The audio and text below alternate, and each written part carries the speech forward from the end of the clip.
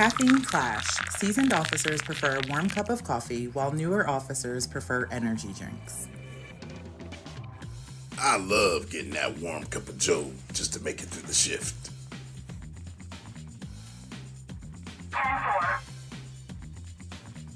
Yeah, nothing's better than pulling up at your favorite convenience store and getting a free cup of coffee.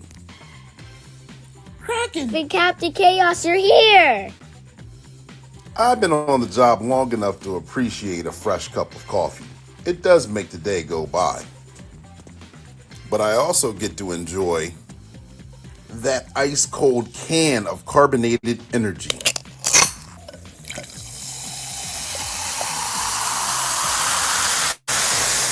Well, would you look at that?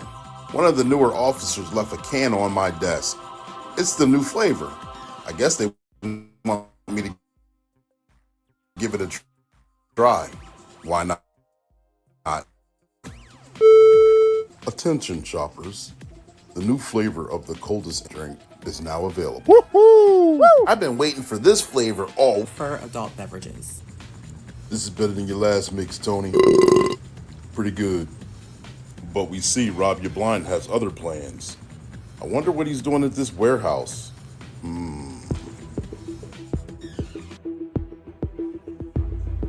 And that's your tip of the day to get you on your way.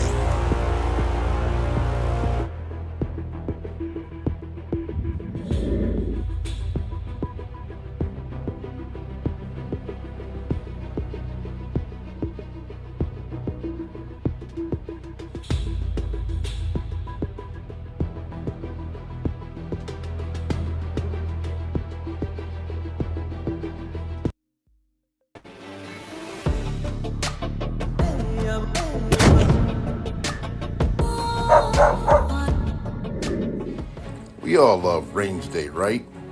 We know we do. Until the instructor's the SWAT instructor, and we know we're not going to beat his score. Here we go, team. Welcome to the Claymore Shooting Academy.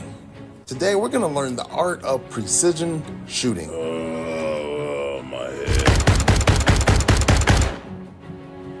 Look at that all-center mass. Now I can go back to the office.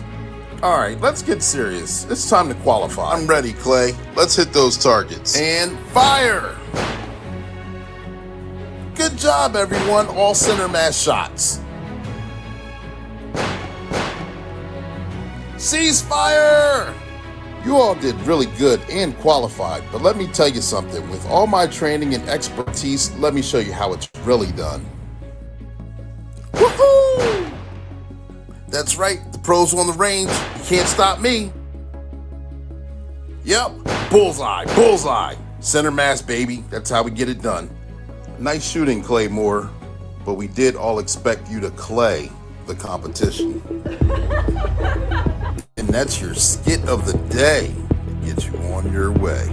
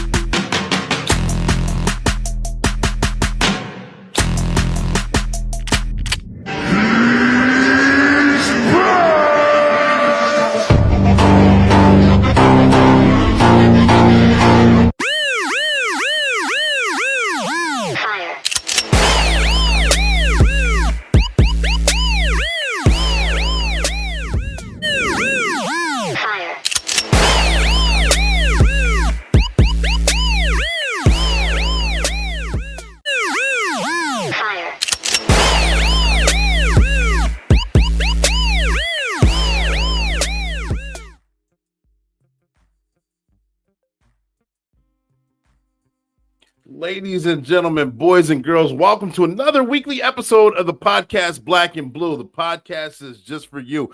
I am your host. I am Coach Clee. I'm your motivational speaker. I'm your empowerment coach. I'm your author, and I'm your favorite baker's favorite baker. You're looking at Ecclesiastes 302, who wrote the whole crimes code of Ecclesiastes. Yes, I'm the coldest code switching detective, and CLEE is how you spell my name, and it spells continuing law enforcement edutainment. Because we're here to educate and entertain, and we're going to have a lot of fun while we do that. Today, we have a special guest here on the podcast. I'll introduce him here in a minute. Some of you may know him, others of you may not, but we're going to talk about bridging the divide and honoring heroes and healing the community in the process. This is going to be a great show, ladies and gentlemen, boys and girls. I'm excited to have him. Right now, we had a guest who's I spoke with back in June, and he's had some other things going on, and we finally got him on the show here in 2025, and it's going to be all the way live. A couple things we need to get out there. All right, this podcast is live. This is a live and interactive podcast, and we're streaming on 7 different platforms. We're on 4 on Facebook, 2 on YouTube, and 1 on LinkedIn. All right, so therefore I can't see all the comments, but therefore I see there's one comment already up there. Yep, Rich Oakley from Northern Virginia. He beat me to the punch. Former guest on the show, Rich. Thank you for tuning in. I appreciate you. But if you want that shout out, make sure you put your name and where you're from in the comment section, and we'll give you that shout out that you're looking for. If you have a question, make sure you put that in the comment section as well, and we'll give you that answer that you're looking for. Understand there's about a 5 to 10 second delay from the time that you posted till the time that we see it. So therefore, we may be on to another topic, but I promise you, I will do my best to get to answer that question or get to that comment. All right, like I said, we're on 6 different platforms, and we're sponsored by One Way Publishing. One Way Publishing is a publishing company, for one, that does the Sergeant Be Safe cartoons that you see in the beginning of this beginning of the podcast here, and there's going to be a couple cartoon interludes in the process. Also, it's a book publishing company. One Way Publishing is a book publishing company where I got to write my 5 books, and I got 2 digital, and they have clients that got to make their dreams come true as well. You see a few of them behind me. Therefore, if you ever wanted to write your own book, whether it's fiction, nonfiction, what a cookbook, whatever kind of book that you ever wanted to get out there, book qualifies you. A book is like a ticket to a new level in life because it shows that you completed something. It shows that you open the door for other engagements. It speaks ahead for you because it's already written down, and you can have your manifestos. You can have multiple different things. One Way Publishing can get that done for you. Their motto is they can turn a mere thought into a book that's bought. So we can get that done for you. Not only that, if you're looking to be a guest on the show, if you're looking to help do voiceovers for the Sergeant Be Safe cartoon, workwithclee.com is how you can do that. It's scrolling below, and it's also in the comment section, and we'll make sure it's in the description box on each of the platforms eventually. It's also, this podcast is going to be uploaded on Spotify as well, so we'll make sure we get all that done for you. All right. Thank you guys for tuning in. Make sure you guys tag, like, and share all the way throughout this. Likes are for free, ladies and gentlemen. We're trying to go ahead and get the word out there, trying to go ahead and get some subs out there, get this podcast flowing, because this is a lot of fun doing it. The Black and Blue is a podcast just for you, where we interview first responders and law enforcement officers, and whether we talk about their trainings, their publications, or their experiences. And it doesn't matter if they're rookie season or retirees. We have a lot of fun doing it, and we bring them to the stage. And what our goal is to humanize the badge, and we humanize the badge by explaining the things that they're involved in, the things that they've experienced. You've seen some on here that are very bitter with the occupation. We've seen some on here that are very positive with the occupation, things that are going on. So if you're a retiree and you're looking to see how the job may be changing or growing, this is the podcast for you. If you've never been a first responder and you're looking to get your feet wet, this is the podcast for you to go ahead and get that information and ask the appropriate questions that you need to. Good evening. Shayla's on here. Thank you for tuning in, Shayla. Make sure you guys tag, like, and share. You see the background is still under construction, but it looks a lot better than it did before. Looks a lot more fluid. Feels a lot more comfortable. I like it. I hope you guys too. But we're not going to keep belaboring things like that, because we're here because you guys want to talk to the guests, want to get to know more about the guest, and the guest is the best. Richard Best. If you guys haven't already met him, he's with Team South Florida. Ladies and gentlemen, he's got over 15 years of experience in law enforcement. He's a retired law enforcement officer. He's also currently a commissioned officer in the United States military. And he's the founder, manager, and president of Team South Florida, where he focuses on mental health advocacy. He honors fallen heroes and their families. Ladies and gentlemen, boys and girls, without further ado, I'm going to bring him to the stage. Make sure you guys give him a warm welcome by putting some ones in the comment section. That's how we do applause right here. All right, ladies and gentlemen, here he is. Rich, are you there? I'm here. What an introduction. How are you? I'm wonderful. Thank you. Thank you for making yourself available and coming on the show. Can you tell us a little bit about yourself, please? Sure, man. I hope to match your energy just a fraction. Trust me that you will. First and foremost, I'm a proud father of two beautiful girls, 15 years of law enforcement experience, diverse experience with the military, with one of the branches, served on the enlisted side, and then as a commissioned officer. And I founded Team South Florida, a law enforcement charity, by way of tragedy. And we really were able to turn that around into something really positive that I'm proud of. Got a little bit of experience in some different fields, but that's pretty much me. Gotcha. And we got the guy who connected both of us together. Got to give him his shout out and his just desserts. Got Cornell Richards on here. Thank you for connection. He's giving you the shout out, Richie Rich. And like I told you before backstage, he told me a little bit about you. Not only for one, the burning desire of getting into law enforcement and being a first responder, but also you've been involved in a story that's not often put out there involving a few years ago with the school shooting. Can we discuss that a little bit? Sure. Yeah. I will tell you, speaking of mental health, I'm at a good place where I'm comfortable talking about it.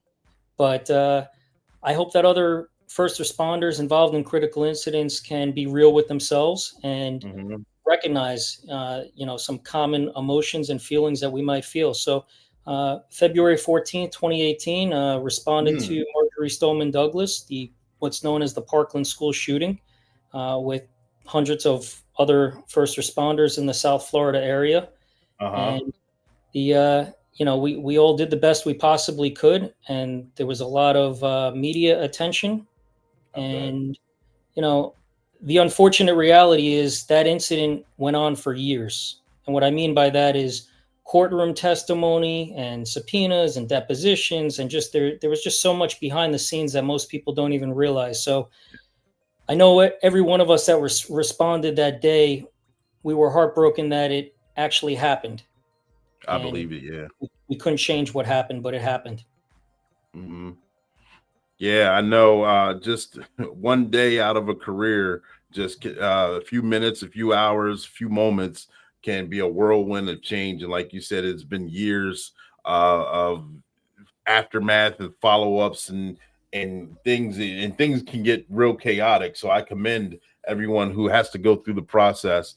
And in the process itself is out of your comfort zone, but there's growth outside the comfort zone somewhere. Absolutely. Yeah. So what gave you the burning desire to actually want to get into law enforcement and also the military? All right. There's two answers to that. So with law enforcement, I went to Johnson & Wales University in Providence, Rhode Island. I met a police officer that was a full-time police officer for Providence Police Department, and he was a nighttime, full-time college student working on his bachelor's degree. And I knew that I wanted to do something within the criminal justice realm. I wasn't sure what, and he begged me to go with him on a ride-along. We can laugh about this now because back then it was way different than it is now. My process to take part in that consisted of showing up on a street corner. He picked me up in his car, and I went to work with him. There was no going to the police station, filling out waivers and paperwork and backgrounds, and no, none of that. And I was hooked, man. And in 2 hours, we went to domestics. We went to a stabbing. He made a traffic stop. We went all over the place with all different walks of life and all different people. And I said, where else can you do this? And I was hooked. Yeah. Yeah, it's crazy. I know we talk about the way of the past that he picked you up on a street corner, and now there's certain hoops you got to jump through. But the experience that you get, a lot of the guests that I've had on here got their experiences through ride along, and become like, as soon as they did their ride along, they're like, I'm hooked. And I'm laughing now because I don't know if Cornell is still here, but with the military part of that question, I almost forgot. There is a man by the name of James Cullen, who is now a retired commander in his branch of service. Mhm. And we both were on a law enforcement charity on a social media page. And he made a post saying, if anybody's interested in this type of position for reserves, you should reach out. I thought I was too old.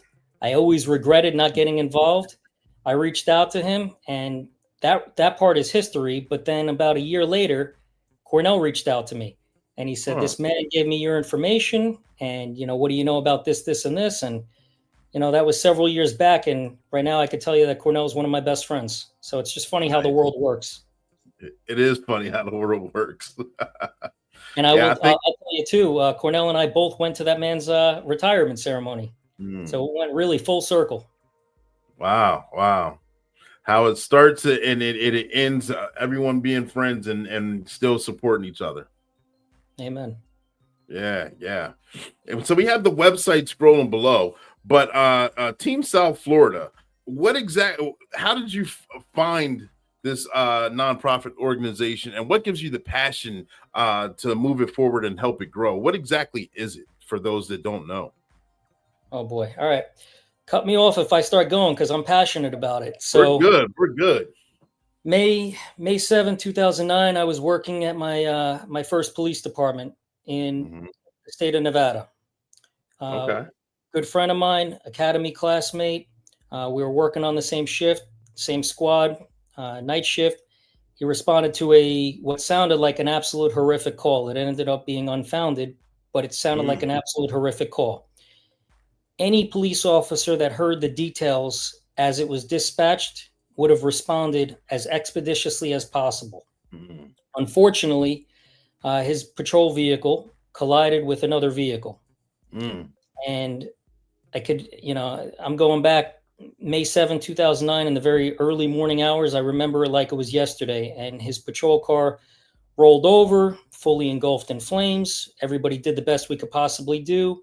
He gets transported to the hospital. Common sense wasn't so common back then. Despite our relationship and despite being so close connected to him at the time, they took myself and another officer, and we basically had to post up at the hospital. And, we probably should have been pulled from that scene, but instead we stayed working. And I realized then I was really upset about the whole incident. The person that hit him, we can argue all day back and forth. I think that the guy was clearly impaired, and I saw how he was that night. And ultimately his blood test came back below the legal limit, so he wasn't charged. And it was just an all-around tragedy, just a really, really big tragedy. And I reached out to one of my academy instructors, Mike Brambilla. And I told him, I said, this thing with Jamie, we called him Jamie. His name was James Manor. We either called him Jamie or Manor. And I said, this thing with Jamie has me really upset. And he tells me about a bicycle ride that he and a bunch of veteran officers participated in. They raised money. They rode their bikes from New Jersey to Washington, D.C. to honor the fallen officers. So as a junior officer at the time, I found myself embraced with these terrific leaders. I mean, like humble veterans with such welcoming arms. These guys had 20 years on and I had 2. And they treated me like the same. So the way you treat people is so important. And no egos or anything. So I wrote in this event for a couple of years, and I thought I was doing a great thing doing it and everything. And I didn't know much about the charity field. I raised my required money. I did my thing, pedaled the 300 miles every year, and I felt good doing it. I transferred over to South Florida, and I asked my chief at the time at my newer agency, told him about the event. He said, I don't know anything about it, but if you want to go, you're more than welcome to participate. So I participate. Politics came in, and it was really, I shake my head because it makes no sense, but you can't participate with these guys from Nevada because now you're in Florida. You can't do this. You have to do this. You can't go here. You have to go. And I'm like, this is taking away the reason why I'm involved in the first place. Yeah. So a couple of people started getting discouraged with some things, and then we found out that all the money raised, not a single penny went towards any police officer's family. Wow. Now, full transparency, they did say it went towards a museum and the memorial, which it did. Okay. But I had this misconception that they were helping fallen officers' families. So the misconception's my own fault, but I just didn't feel good about raising so much money and seeing how much more we could do. So I found another ride in Florida called the Florida Tour de Force Bicycle Ride. Okay. These start in North Miami Beach. They go up to Daytona Beach, 100% volunteers. Unlike the other organization, these guys are really 100% volunteers. The board isn't making ridiculous salaries. They are very transparent. Money raised, here's where the money goes. It benefits fallen police officers' families in Florida. So I did that for, about 2 years or so. And I said, there's got to be more. Like we can definitely do more than just this. So it started off really, really small, and it turned into one thing after another, after another, after another. And it was actually January 31st, 2015 is when Team South Florida actually got started. And then we incorporated as a legitimate 501c3 charity March 7, 2016. Okay. And we have just done more and more and more and more. And I am proud to tell you, we have and we always will be 100% volunteers. Every penny that comes in goes towards our charitable initiatives. Gotcha. I'm very, very, very proud of that. Yeah. I can only imagine after being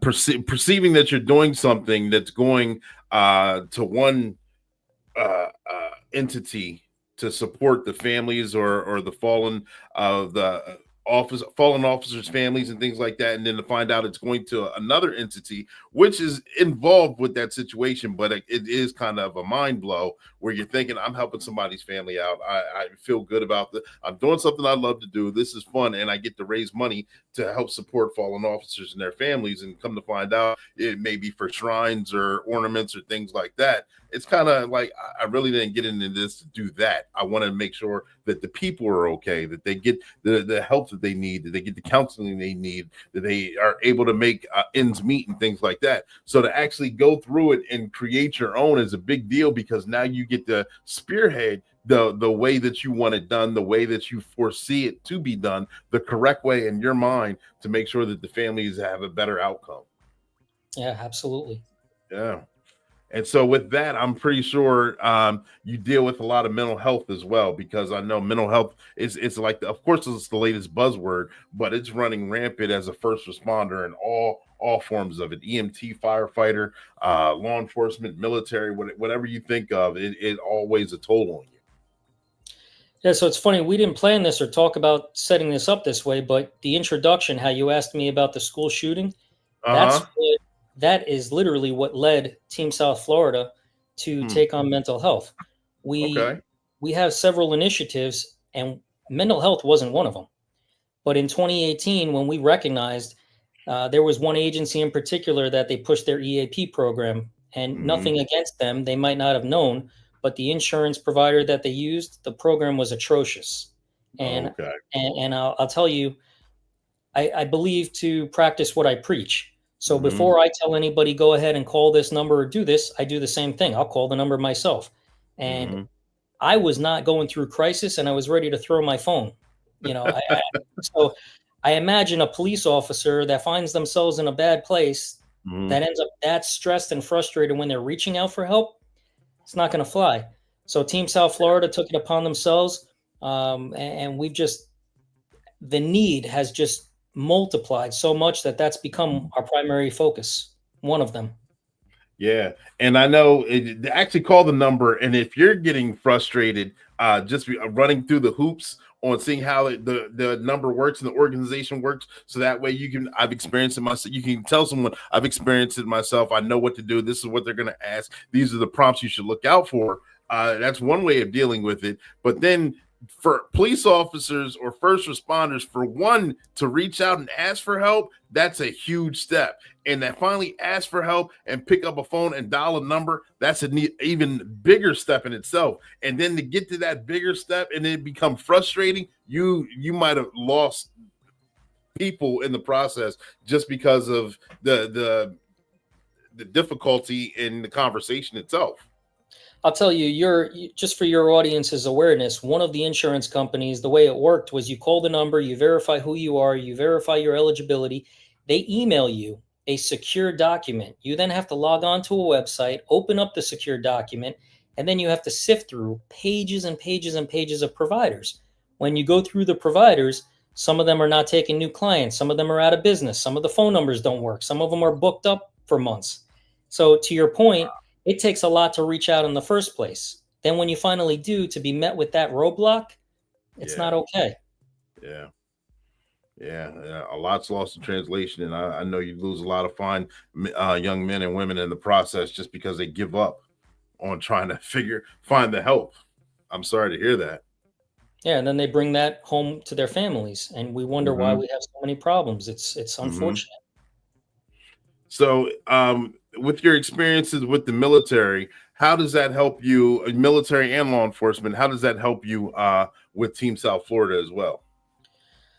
With the military, I've been blessed, and I will say that because not everybody is in the same position as me. I've worked at multiple different stations, multiple different positions. Okay. And I have never had, knock on wood, I haven't had a piss poor leader. I haven't had a horrible boss. I've had such support. My biggest gripe, and it's not even a gripe, it was just a leader that I wasn't fond of. But he was fair, treated everybody well, took care of everybody, and the mission got accomplished. So if that's my biggest complaint in the military, I think we're doing okay. I say that because I worked at 2 different law enforcement agencies, and I saw some tremendous leadership at one. I saw some great leadership at the other, but unfortunately, I saw some really, really disgusting leadership, and I use the word leadership with quotes, lack of leadership, ethical issues, problems, betrayal, backstabbing, you name it, at one of the agencies. So it can make somebody incredibly cynical, and it can make somebody reach their breaking point. Thank goodness I had Team South Florida, and I can take all the experience that I've seen, and I can, in a healthy way, share that. And Team South Florida works with Warrior Spirit Health and Wellness, and everybody that reaches out to us, we're not slammed with calls, thankfully, but everybody that reaches out, I can confidently tell you, we can either relate to something you've gone through, we will do our best to understand what you've gone through, or we will find somebody who has been in your shoes.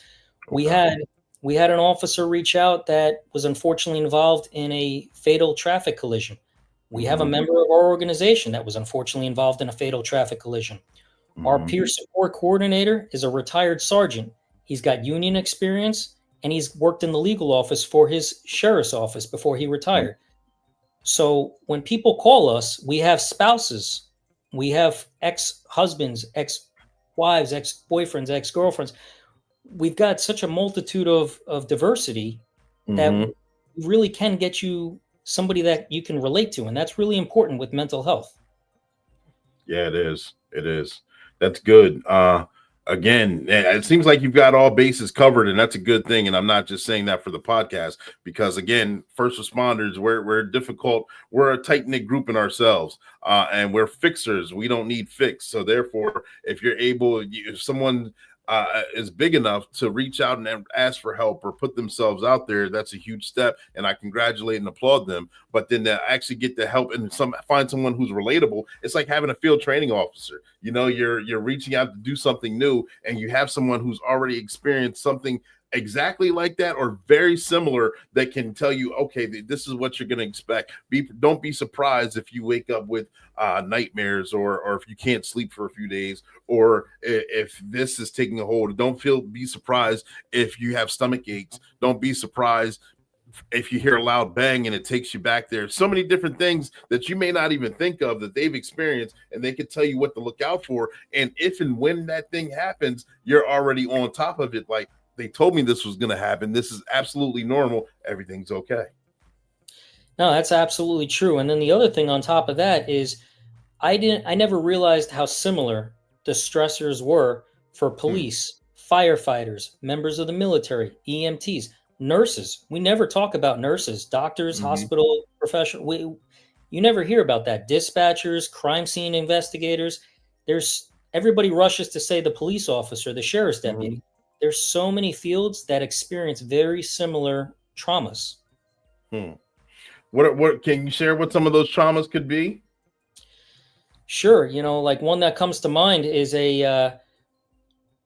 have a child that ends up drowning. How many people are going to put their hands on that child that drowned? You have the police response, you have the firefighter response, you have the paramedics, you have the hospital staff, whether it's the doctors, the nurses, the crime scene investigators going to have to come out, victim advocates. I mean, where do you stop? And that one incident can affect how many different fields did I just mention? And that's not one or two people in those fields. Yeah, you're right. And then I know a similar situation dealing with the family, then family counseling, then family gets investigated, caretakers get investigated, other children and youth need to step in, see if those kids need to be taken from the home or divided up. And I mean, it's a domino effect. I agree. You want me to address that comment that just came in? Yep, I was just about to say, yep, Cornell, right there. Inherent distrust when confiding with an agency-affiliated provider as well. So I just experienced this. There was an agency. I'm trying to think of how to delicately say this. So there was a round table, if you will, and a police officer had shared his experience. Somebody from his agency had reached out within and mentioned how they were feeling. Somehow that led somebody within his agency to contact another law enforcement agency, and then they put that person under a mental health evaluation on a mental health hold. Yeah. Now, what do you think that does to that person? Those calls, you and I both know, they have their time and their place. But if you're a police officer and you're not at that level and you just want to vent, that's what Team South Florida does so well with Warrior Spirit Health and Wellness and our other trusted, vetted list of providers. You can pick up a phone. You like to Cornell's point. It's so true about that distrust, and it's for good reason. I'm not going to tell you he's wrong to say that. You can pick up a phone and you can call us. We don't need to know your last name, what agency you work for, who your supervisor is, where the incident. We don't care about that. We're here to help you, and that's what needs to be the takeaway. There's help available. That's good, and that's good to know. A lot of guys. It would have been something very beneficial a few years ago, at least from experiences that I've seen, that I've gone through, and guys that I know have gone through back when it was a suck it up buttercup kind of mindset. That would have been good to at least, even you don't want the stigma of the crew that you work with think that you're either soft or can't handle your mud or anything like that. But some things you do legitimately need to get off your chest, and you don't feel comfortable doing it with the guys that you're going to be seeing for 20 years of your career. So therefore, going outside of an agency, making that phone call, having that conversation is therapeutic itself. Let me paint a picture to what you just said, and it's so true. And I never experienced this until I experienced it. Here's why, and don't get mad at me, but here's why the firefighters do it better than police officers. Okay. Think about what you just said. I agree 100%. With that being said, you're in the police car, you finish your call, you go to the next call, you go home, what have you. The firefighters, they work all together on the truck. They go back to the station. They literally live with each other. They see each other.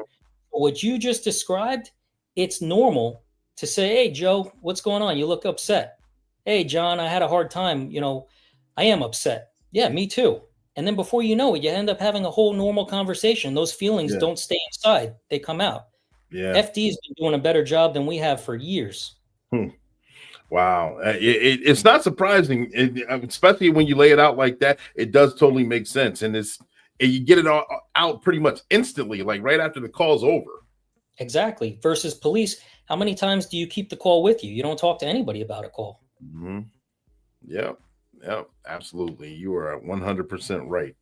So is that some of the sacrifices that you would see that first responders make that the actual everyday public doesn't see or that they take for granted? What kind of experience or stories, that you can share along that?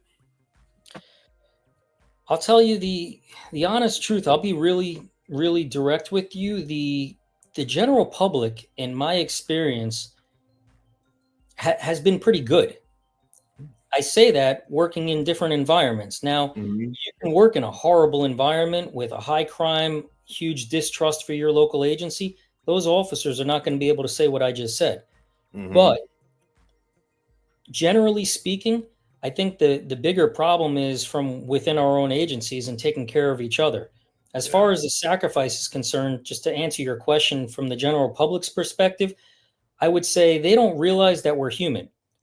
And what I mean by that is some of us are divorced. Some of us have kids. Some of us didn't get a good night of sleep the night before. Some of us had an argument with a family member. We are human beings. We get road rage. We get upset. We get pulled over. We get traffic. We're normal people, just like everybody else. We bleed. We get sick. We have feelings. And I think too often than not, especially in the recent years, people expect their law enforcement to be robots. They want you to be the parent for their kids. They want you to be the teacher for their kids.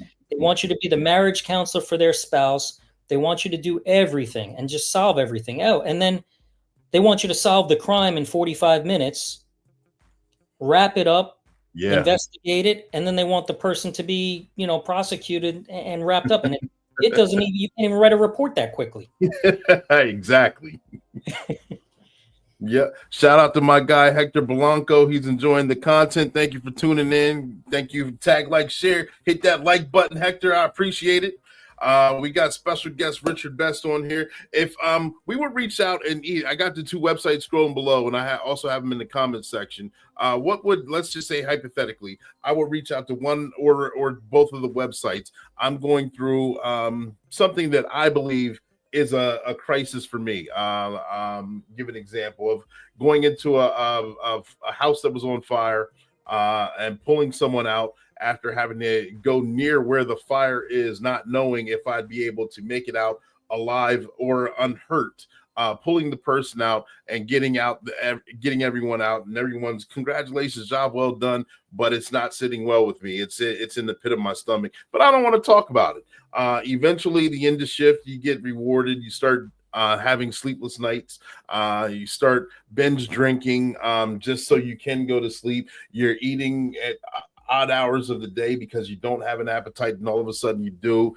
You're raging out on people you don't normally rage out on, and you're being nice to people that you normally wouldn't. I won't say rage out on, but be a little bit more direct.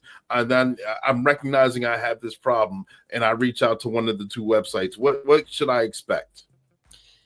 Well, either website is going to be good regarding what you're reaching out for. So if you reach out to Warrior Spirit Health and Wellness, we're going to really focus on your mental health. That's going to be your first and foremost. If you reach out to Team South Florida, you're going to have to let us know that that's why you're reaching out, because Team South Florida is the general charity where we do a lot in addition to mental health.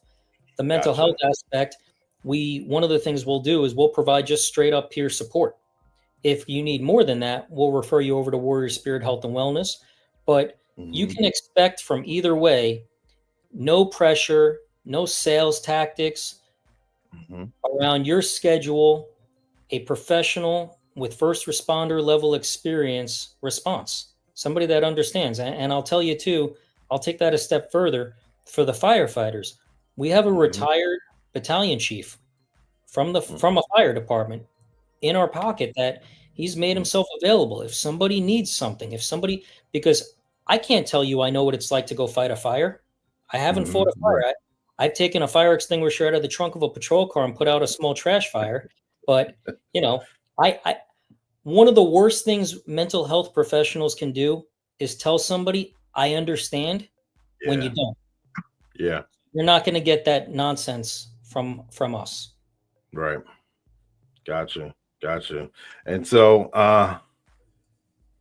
let's just say, again, a continuation of that story. I'm still that first responder. I didn't make it out of the fire, and I'm leaving behind a spouse and some younger kids, siblings, things like that. What would my family and my significant others and loved ones, what should they expect from the process?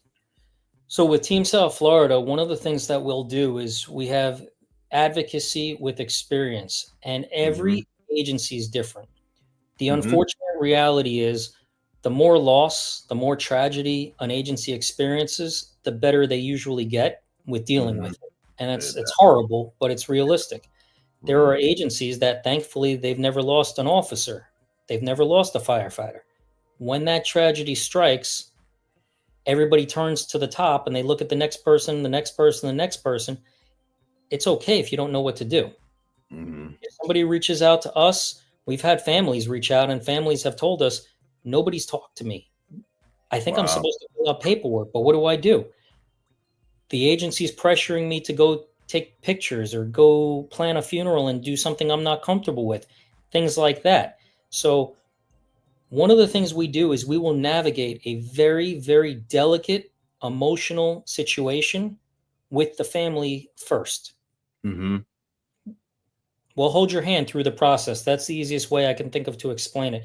And we won't insert ourselves. We won't make ourselves, in the way. We'll help you until you don't want us to be there, or however much you do want us to be there.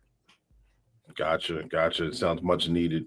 And Rich Oakley's comments on the floor. He was interviewed about 2 weeks ago. We know his story. Make sure you guys check that podcast out. But when his agency made counseling mandatory, the doors opened. Again, we talk about that. The agency's making it mandatory, so therefore it takes away that stigma, the tough guy stigma or the I'm okay stigma. If something happens and everyone has to go through it, then that becomes the social norm, and the doors do open because questions get answered, even questions that you don't even know you have get answered in the process.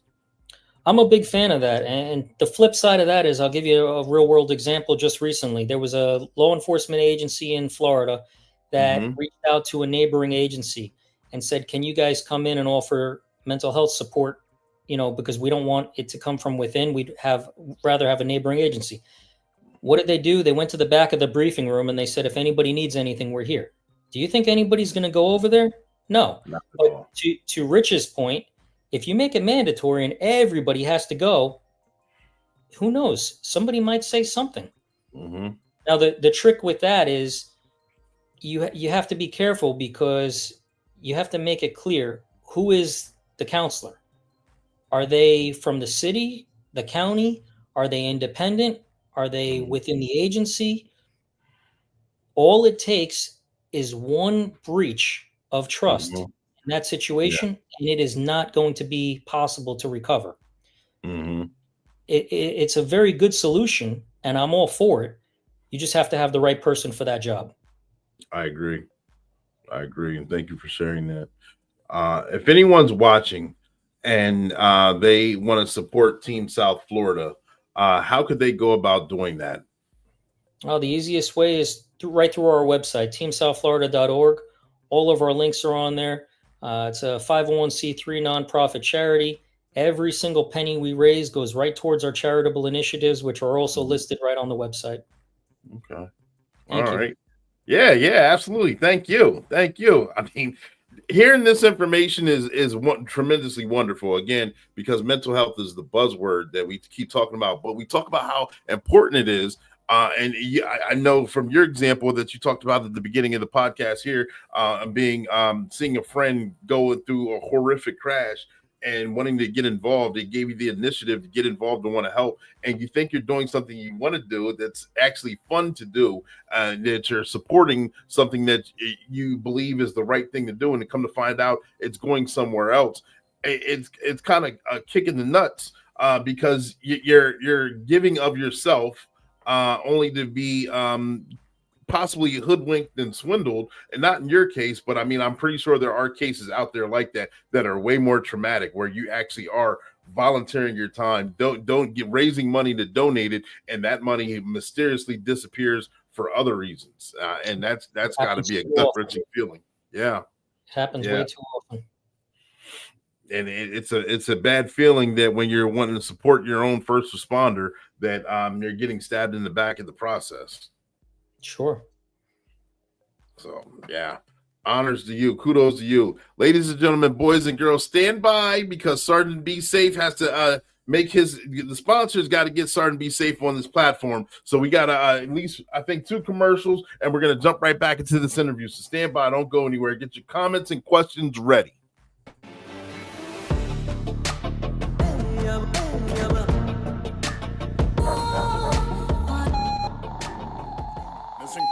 Missing person, attention, beautiful model.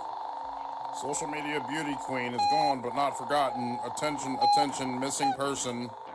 All cars, alert, be on the lookout for. Attention. Enter and see Captain Chaos is on his phone, and SWAT Officer Clay Moore is eating his lunch. The new recruit, Officer Stella Stiletto, immediately jumps up and says, Captain, I specialize in persons. I'll lead the case. And Captain Chaos says, yeah, whatever, go ahead. Clay Moore chimes in, what if she's hiding under a filter? Then we see Officer Stella Stiletto transform into her undercover role, Sapphire Steel. I know filters, makeup. I used to be a model, so I know how to find one. A missing persons report is something the whole department takes seriously. Inspector Chase Clarity is looking high and low. Sergeant Be Safe is looking closely on the ground. Captain Chaos and Kraken are searching for her scent, while SWAT Officer Clay Moore is turning up every fine detail. Suddenly, treacherous Tony is spotted in a suspicious van. There he goes. Let's chase. This is more thrilling than a reality show. Well, even though it's not related, treacherous Tony gets arrested for committing another crime. Escorting him is Inspector Chase Clarity and SWAT Officer Clay Moore. I'm sick of going to jail. Attention, model not missing. Model located at her home safely with no makeup and no social media filters on. Looks like she was hiding from reality. Looks like she didn't need a filter after all. Case closed. Sometimes the truth is harder to look at. These social media filters are so good that we're out here looking for a beauty queen, when in fact, the real person is the ugly duckling. And that's your tip of the day. It's on your way.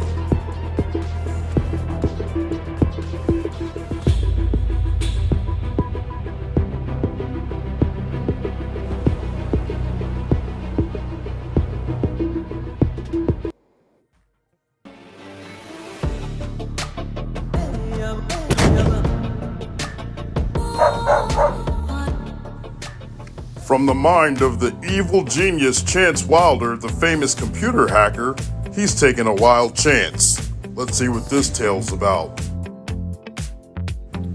I know the codes to the warehouse Robbie Blind was telling me about. Once I shut them down, they'll be able to go in there and get all the stuff. Yeah. Ooh, here's my chance.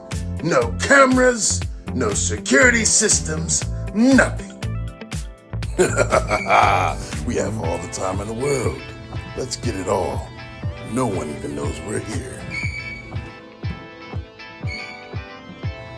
Feel the burn, feel the pump. I'm ready to get into something today.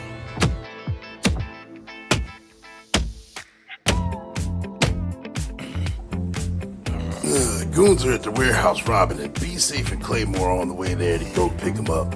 Why don't you two go pick up Chance Wilder? 10-4, we're on it, Major. Clay, I'll take him high, you take him low. Together we'll squash him in the middle one time for good.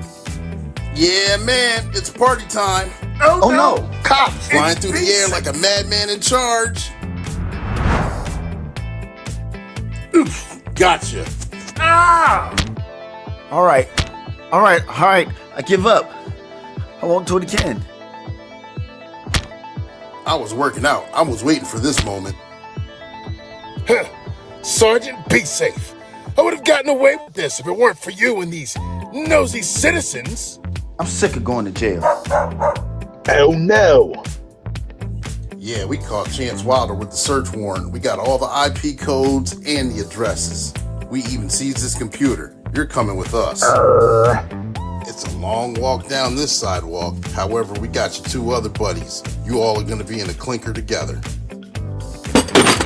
Party pooper, be safe. You can't stop me. I know my rights. They're caught again. You guys tune in to more Sergeant Be Safe. And that's your tip of the day to get you on your way.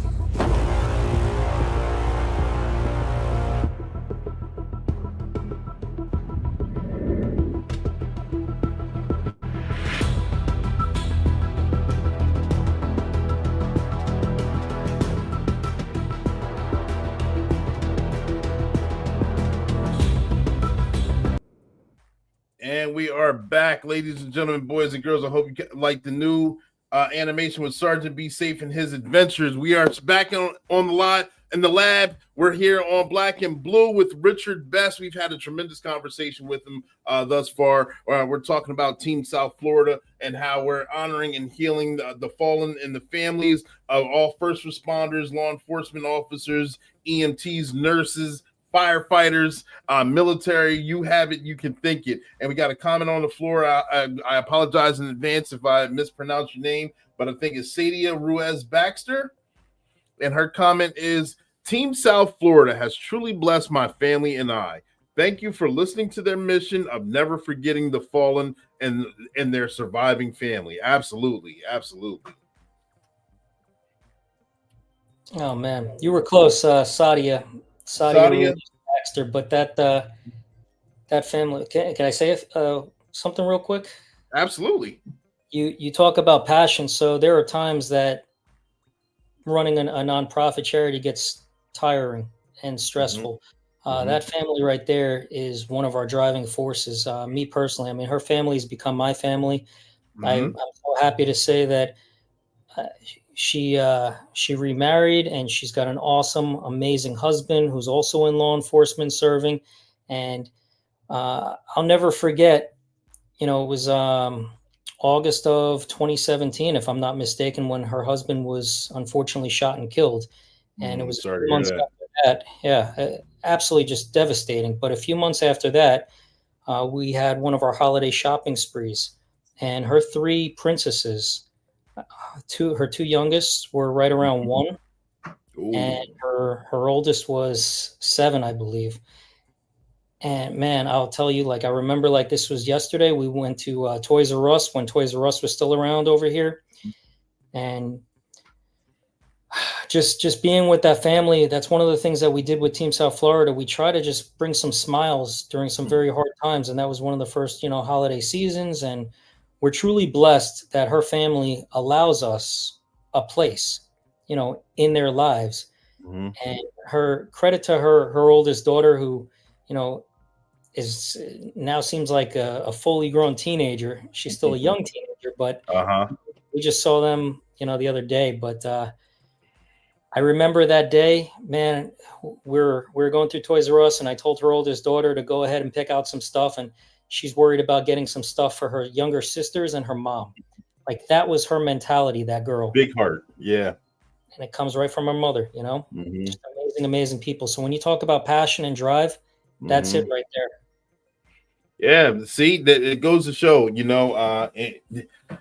it's nice to help people out. It's nice to do that, and then to actually have it full circle, and to actually they're still riding for you. They've experienced something from an organization that you created through your passion that gave them passion as well. You're helping people out in the process, and helping people. One hand washes the other, both hands wash the face. So shout out to you, Rich, and shout out to you, Sadia, as well, and your family. I'm sorry for the tragedy that took place, but they're able to actually go through a process of some sort of comeback, whether it might not be the comeback that it is. It's something nice to actually say and convey. Now I'm going to really get choked up. Jermon Manor. Jermon Manor, yeah. Richard and Team South Florida are awesome. Richard has honored our fallen hero, Officer James Manor, from day one. The Manor family loved and honored him. There we go. Yeah, so that's Jamie's, older brother. And when I have these blessings, when we are able to help out, like Sadia's family, for example, I find myself reaching out to Jermon and sharing with him, because it's crazy to think about. Had this horrific tragedy with Jamie never have happened, there would be no Team South Florida. So it's very emotional. It's crazy to think about, but I'm damn proud of who we are and where we got, and it's powerful. Yeah, you're doing big things, helping a lot of people out. Shout out to you. Through the process of this conversation that we had, I may have forgot to ask a question, or there might be more things on your mind that you would love to share or get out there. Is there anything else that you would like to share with us right now? The floor is yours, Rich. Yeah, I mean, first off, seeing some of these comments, it's really means a lot. It's special, and I'm really proud of where we are these days. With Team South Florida, and then something new with Warrior Spirit Health and Wellness, and it's depending on how you choose to react to certain situations. Sometimes you gain more than you lose. And what I mean by that is you can be thrust into a situation that is outside of your control. And as long as you don't give up, and as long as you keep pushing forward and you surround yourselves with good people that support you, where you go is endless. You just have to put the work in and put the effort in. So believe me, I've seen my fair share of organizational betrayal, lack of leadership, but I've also seen some great people that have stood by me through thick and thin. I'm really lucky right now. I have a girlfriend of almost a year, and we've known each other for years, but one of my most challenging times, she didn't even really know the gravity of what I was going through, and she just kept checking in just to make sure I was okay. And here we are, 2 years later, in a very, very positive relationship. So I would say check on each other, be there for each other. We have to do a better job of taking care of each other. Everybody's so quick to the public this, the public that, the media this, the media that. The reality is 99% of our peer support calls are from people going after each other. And the same uniform that you wear. And that's really disheartening. Yeah. So just be real and remember who you were when you started. Remember how it felt to be respected and treated right. And you should do the same thing to other people. I mean, what is that old cliche about treating people the way you want to be treated? It's so true. And unfortunately, it just seems like fewer and fewer people have that mentality. So I can tell you, I'm really thankful for the tremendous leaders that are still out there doing this job today, and they are needed. And I will also say, you don't have to be in a leadership position to be a leader. So. Yeah, man. I thank you for the words that you shared, the experiences that you've expressed, the organization that you've created. You're truly helping others, and in the process, healing yourself. Congratulations to you and your girlfriend, and I'm glad that she was able to check on you during a trying time that she may not have even known about. That's just part of being a good human being in the process. And like you said, that seems like that's such a lost art. And if we bring it back, we help each other tremendously, and we don't even know that we're doing it. Cornell's question on the floor, which is a great question. How do you sharpen your own sword and recharge when you help so many people, Rich? Next time I see him, I'm kicking him in the butt for that question. Oh, man. Good man. That is a good question, though. Seriously. Know your limits. You can't pour from an empty cup. So true. My before this podcast, I pulled my oldest daughter aside and I said, I've had a very busy day today. I'm really sorry. I'm going to be tied up for an hour. When I finish my meeting, I told her this was a meeting. When I finish my meeting, Daddy and you were, we're going to sit down and we're going to hang out and we're going to talk and we're going to just spend some quality time together. Know your limits, know how it feels, know what you're putting out. If somebody calls, what was it? A couple of months ago, I had somebody call for something and I was at my max. I couldn't take on too much. So I reached out to one of the other guys from the organization. I said, listen, can you please call this person back and get with them? Let me know if you need something. We were trying to set this thing up for months, but I want to give you the best version of me. And I don't want to try to squeeze you in and risk authenticity or quality. I want to give you my undivided attention and treat you with the respect that you deserve. So you have to know your limits. You have to be real with yourself. Thank you. Yeah. Good answer. Good answer. And thank you for making yourself available. I appreciate how the authenticity coming through. You can see the passion. You can feel the warmth. And again, I mean, it's happening right on time. We're coming in 2025 very strong. And Jermon Manor right here, he's saying, even our strongest friends need support. Absolutely. Absolutely. Rich, well, with that, I'm definitely not going to tie up any more of your time when you got your little girl waiting on you. He put me on the spot there. So therefore, it's good, though. But seriously, I appreciate you coming on the show. I appreciate everything you're doing for the first responder community in whole. I mean, again, you got testimonies on here, and I'm pretty sure there's thousands of others that aren't even watching right now or haven't commented. And I know if you got two strong paragraphs up here with people that are believing in you, and I believe in you, and you keep up the good work. You're doing tremendous things. You are very needed. And if there's anything that me or the platform can do for you or for Team South Florida, please feel free to let me know. Likewise, and what a great opportunity. Thank you so much. Absolutely. Absolutely. And I'm going to continue on closing up with the podcast here. I'm not going to monopolize your time anymore, so you can spend as much time with your little girl as you can. Make sure you give her a high five for me. And then we will definitely keep in contact, and we're definitely going to have a lot of fun. And Rich Oakley, before you get out of here, Rich Oakley says, great job, brother. And absolutely. Thank you so much. Yep. Thank you. I'm going to go ahead and so you don't feel regret. I'm going to sign you off, and you can get on about your evening. It was a pleasure having you, Rich. Thank you. Yep.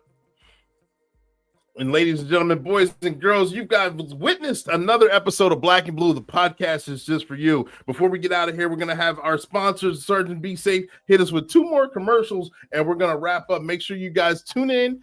Next week, we got a special guest.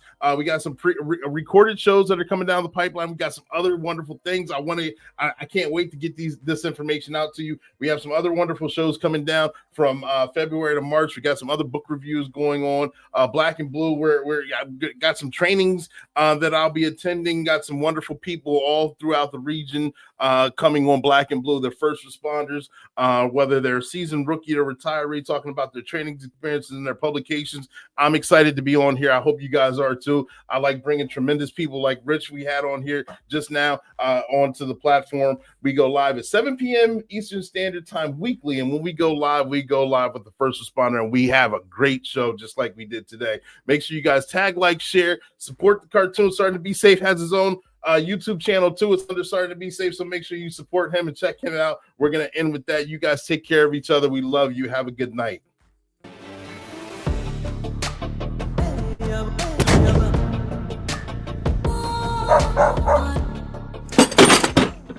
Party pooper, be safe. All right. I give up. I won't do it again.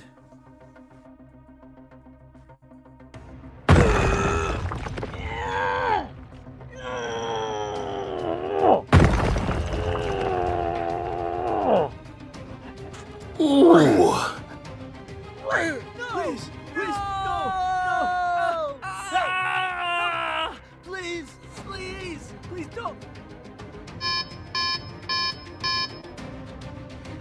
I wonder what that safety alert is on my tablet. It must be something important. Attention, please. There's been a jailbreak. Robbie Blind and his crew are out on the run. Oh no, these bad guys skate nearby. This makes me nervous. Ah, this is what I like, nice and quiet. Today's the perfect kind of day to get your paperwork done and get caught up on everything. What else can go wrong? Sergeant, be safe. Misdemeanor broke out Rod Blind, Chance Wilder, Treacherous Tony from the county prison. They're on the loose. Here's my chance. The dispatch just went out. Nosy citizens? I'm about to own this house. The whole team is assembled. We're putting together all our resources so we can capture these foes. Game on. I wonder what's going to happen next. Tune in to the next episode to see. And that's your tip of the day to get you on your way.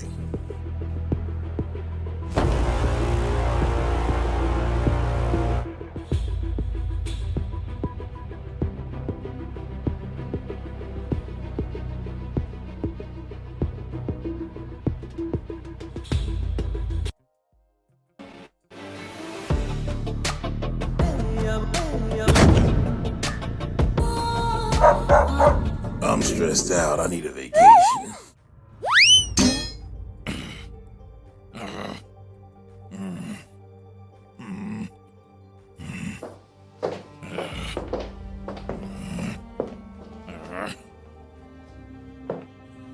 Oh my gosh, major pain. Did you fall? You don't look okay.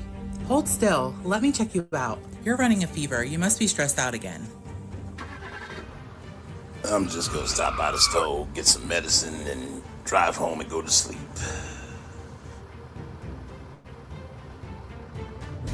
Oh my gosh, Major. You have to stop being so stressed out. Yeah. Duty calls. I always got work to do. As soon as I get some rest, I'll be fine. Oh no, what are these guys doing here? Misdemeanor and Treacherous Tony just recently broke out of prison.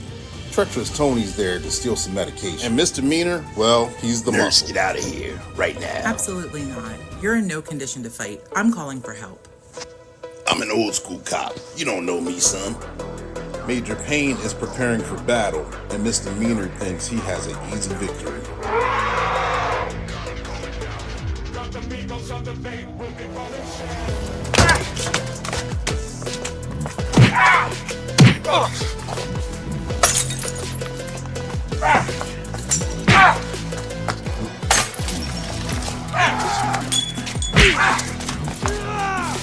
And you may be surprised to hear this, and I actually wish you could see it, but the old man still has some moves. Yeah, let's get out of here. I thought you were the muscle. How'd you get beat? Oh my gosh, Sergeant Be Safe. Honestly, he won the fight, but he was so stressed out that he passed out. Hey, Sarge, we gotta get him out of here. We're gonna take him to the hospital. Please, take good care of him. Those guys went way too far. We gotta track them down and put them back in jail. And that's your tip of the day to get you on your way.